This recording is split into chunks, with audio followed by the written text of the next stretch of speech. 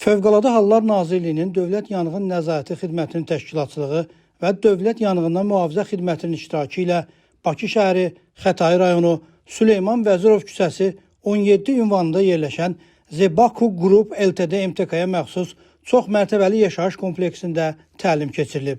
Təlim şərti yanğın həyəcan siqnalı ilə yanğın texnikalarının yaşayış binasına, həmçinin su hovuzuna yaxınlaşa bilməsi və ümumilikdə ərazidəki yanğına qarşı əməliyyat şəraitinin qiymətləndirilməsi məqsədi ilə keçirilib.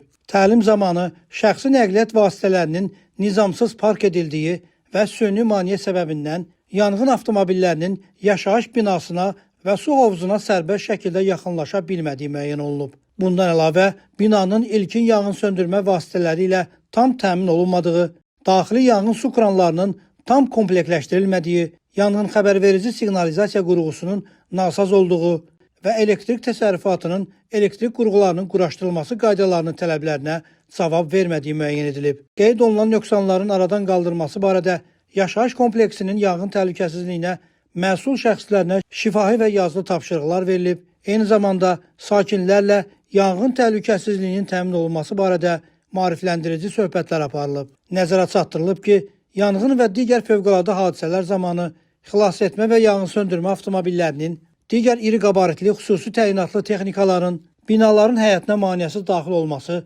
çevik şəkildə döyüş vəziyyətinə gətirilməsi və əməliyyatların effektli keçirilməsi, habelə su hovuzları və hidrantlardan rahat istifadə olunması üçün avtomobillər yalnız təyin olunmuş yerlərdə bir-biri ilə ara məsafəsi gözləməklə digər avtomobillərin sərbəst keçid imkanı təmin olunmaqla park edilməlidir.